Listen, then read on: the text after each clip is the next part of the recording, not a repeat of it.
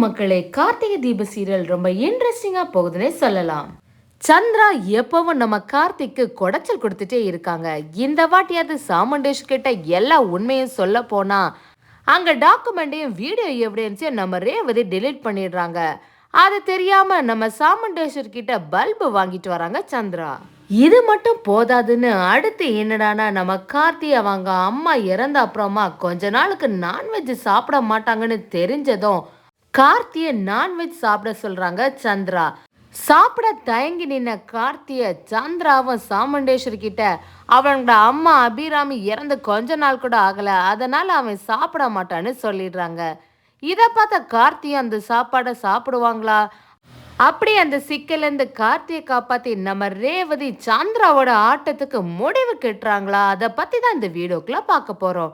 வீடியோக்குள்ள போறதுக்கு முன்னாடி நம்ம சேனலுக்கு ஒரு லைக் அண்ட் சப்ஸ்கிரைப் பண்ணிடுங்க மக்களே. அப்படியே பக்கத்தில் இருக்க பெல் ஐக்கானையும் கிளிக் பண்ணிடுங்க. அப்பதான் நான் போடுற வீடியோலாம் உங்களுக்கு நோட்டிஃபிகேஷனாக வரும்.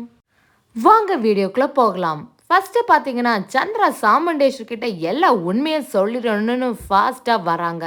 அதை கேட்ட சாமுண்டேஸ்வரியும் இப்போதான் நான் டெல்லியிலேருந்து வந்திருக்கேன், கொஞ்சமாவது என்னை ரெஸ்ட் எடுக்க விடுறியா? சரி, அப்படி என்ன முக்கியமான விஷயம்னு கேட்குறாங்க. சந்திராவும் உன்னோட டிரைவர் மாப்பிள்ளன்னு ஸ்டார்ட் பண்ணும்போது சாமுண்டேஸ்வரியும் என்ன திருப்பியும் தொடங்கிட்டியா? எப்பவுமே அவரை ஏதாவது குறை சொல்றதே உனக்கு வேலையா போச்சின்னு சொல்லிடுறாங்க.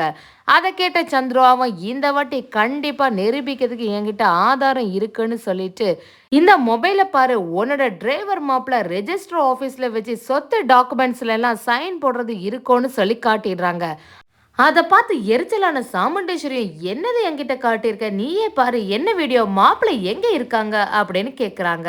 அதை கேட்ட உடனே சந்திரா பார்த்தா அங்கே வேற ஒரு காமெடி வீடியோ பிளே ஆயிட்டு இருக்கு. ஐயோ, இதில் தானே இருந்தது, இப்போ கூட நான் பார்த்தேனே அப்படின்னு சந்தேகப்பட்டுட்டு சரி அந்த டாக்குமெண்ட்டை பார்த்தாலாவது உனக்கு எல்லாம் புரியும்னு டாக்குமெண்ட்டை எடுக்கிறதுக்கு வராங்க. அங்கே பார்த்தீங்கன்னா எவ்வளோ தேடி பார்த்தாலும் டாக்குமெண்ட் கிடைக்கல. அப்படியே நம்ம சாமுண்டேஸ்வரி கிட்ட வந்து சந்திரா, அக்கா இங்கே தான் வச்சிருந்தேன், அந்த டாக்குமெண்ட் எங்கே போச்சுன்னு தெரியல, ஆனால் அதில் கார்த்தியோட சைன் அவங்க அப்பா அம்மா பேர் எல்லாமே இருந்துச்சு அப்படின்னு சொல்லிடுறாங்க. அப்படியே நம்ம ரேவதி கிட்ட சொன்னது ஞாபகம் வந்ததும் இரு, நான் ரேவதி கிட்ட ஏற்கனவே சொல்லியிருக்கேன், அவளை கூட்டிட்டு வந்து காட்டுறேன், அப்பவாவது நம்புன்னு நம்ம ரேவதியை கூப்பிடுறாங்க.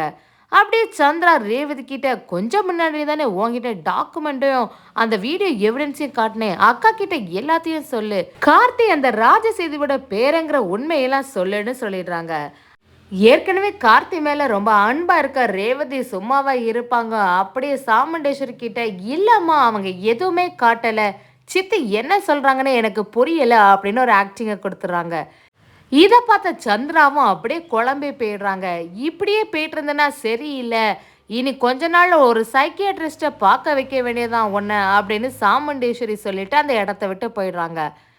சந்திராவும் ரேவதிட்ட என்ன ரேவதி இப்படியெல்லாம் பொய் சொல்ற அப்படின்னு ஆரம்பிக்காம ரேவதி, ஆமா சித்தி எனக்கு எல்லா உண்மையும் தெரியும், ராஜா தான் கார்த்திங்கிறதையும் அவங்க ராஜசேதுவோட பேரங்கிற உண்மை எல்லாமே எனக்கு தெரியும், அப்படி அவங்க கார்த்தியா இருந்தாலும் என்ன அந்த விஷயத்துல நீங்க தலையிடாதுங்க, இதுக்கு மேல கார்த்திக்கு ஏதாவது தொந்தரவு பண்ணிட்டு இருந்தீங்கன்னா நான் உங்களை சும்மா விட மாட்டேன்னு மிரட்டிட்டே போயிடுறாங்க நம்ம ரேவதி.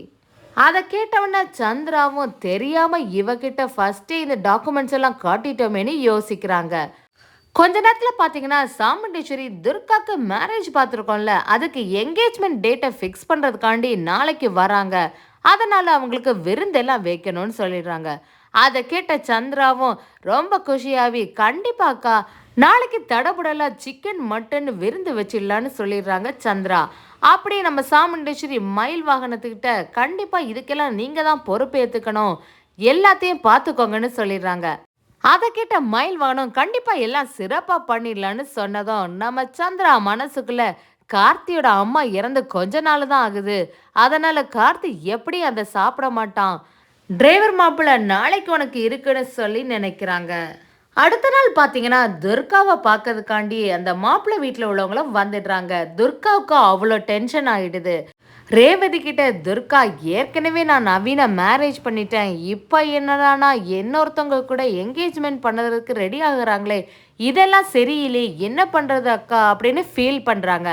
அதுக்கு ரேவதியும், இப்போதைக்கு நீ எதுவும் கவலைப்படாத, என்கேஜ்மெண்ட்டுக்கு டேட் தானே ஃபிக்ஸ் பண்ண போறாங்க, எப்படி இந்த மேரேஜ் நடக்க போறதில்ல, அதனால நீ டென்ஷன் ஆகாத, நானும் இருக்கேன், உன்னோட மாமாவும் உன் கூட இருக்காங்க, கரெக்ட் டைம்ல உன்னோட மாமா நம்ம அம்மா கிட்ட நவீன் பத்தின உண்மையெல்லாம் சொல்லி உன்னையும் அவனையும் சேர்த்து வைப்பாங்க, அதனால அதெல்லாம் நினைச்சு நீ கவலைப்படாத, தைரியமா இருன்னு சொல்லி துர்காவை சமாதானப்படுத்துறாங்க நம்ம ரேவதி. அப்படியே துர்காவுக்கு என்கேஜ்மெண்ட் டேட்டையும் ஃபிக்ஸ் பண்ணிடுறாங்க. அடுத்து கொஞ்ச நேரத்துல பாத்தீங்கன்னா விருந்தம் ஸ்டார்ட் ஆயிடுது.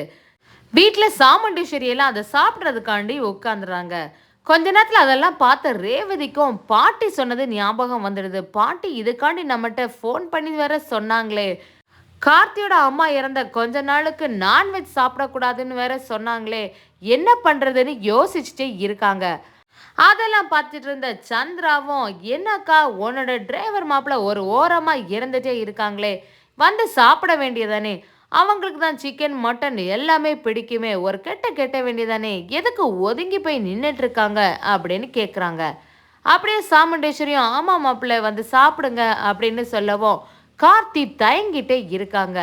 அதை பார்த்தோன்ன சந்திரா, அது எப்படி அவங்க சாப்பிடுவாங்க, அவங்க அம்மா இறந்து கொஞ்ச நாள் தானே ஆகுது, அதான் நான்வெஜ் சாப்பிடக்கூடாதுல்ல, நீ என்னன்னா அவங்கள இதில் உட்கார சொல்ற அப்படின்னு சொல்லவும் அதை கேட்டு சாமுண்டேஸ்வரியும், வந்து உட்காந்து சாப்பிடுங்க மாப்பிள்ள, இல்லைன்னா இவ இந்த மாதிரி தான் சந்தேகப்பட்டுட்டு இருப்பான்னு சொல்லிடுறாங்க.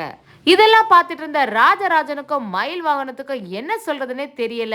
கார்த்தி மாப்பிள்ள இப்படி ஒரு இக்கட்டான சூழ்நிலையில மாட்டிட்டாங்களே, இன்னும் இப்படி கஷ்டப்படுத்துறாங்களே இவங்கள, அபிராமி இறந்து கொஞ்ச நாள் தானே ஆகுது, மாப்பிள்ளை இப்படி சாப்பிடுவாங்க அப்படின்னு நினைச்சிட்டே இருக்காங்க ராஜராஜனும். கார்த்தி இப்ப நம்ம ஏதாவது செய்தோம்னா எல்லா உண்மையும் தெரிஞ்சிடும்னு சொல்லிட்டு சாப்பிடறதுக்கு ரெடியாக போறாங்க. இத பார்த்துட்டு இருந்த ரேவதி, இந்த சந்திரா சித்தி சும்மாவே இருக்க மாட்டாங்க போல, கார்த்தி எப்பவுமே டார்ச்சர் பண்ணிட்டே இருக்காங்கன்னு நினைச்சிட்டு அப்படியே யாரும் பார்க்காத டைம்ல பக்கத்துல இந்த தண்ணி எல்லாம் சிந்தி விட்டுறாங்க. அது மட்டும் இல்லாம ரேவதி கார்த்தி கிட்ட தண்ணி எல்லாம் சிந்திட்டு இனி இதை எப்படி சாப்பிட முடியும் அப்படின்னு சொல்லவும், இதாண்டா சான்ஸ்ன்னு நம்ம கார்த்தி அந்த இடத்த விட்டு எழும்பி போயிடுறாங்க. ரேவதி அபிராமி அம்மா இறந்ததுக்கு கார்த்தியை மட்டும் இல்லாம ராஜராஜன் எல்லாரையுமே நான்வெஜ் சாப்பிடாம இருக்கிற மாதிரி பாத்துறாங்கன்னே சொல்லலாம். இதெல்லாம் பார்த்துட்டு இருந்த சந்திராவை, இந்த ரேவதி வேணும்னு தான் செய்திருப்பா, நம்மளோட பிளான் எல்லாமே சொதப்பல் ஆயிட்டே, இவ இப்ப கார்த்திக்கு சப்போர்ட் பண்ணவே ஆரம்பிச்சிட்டா, நம்ம அவ்வளோ சொல்லி அந்த கார்த்தியை விட்டு கொடுக்காம பேசிட்டே இருக்கான்னு நினைக்கிறாங்க.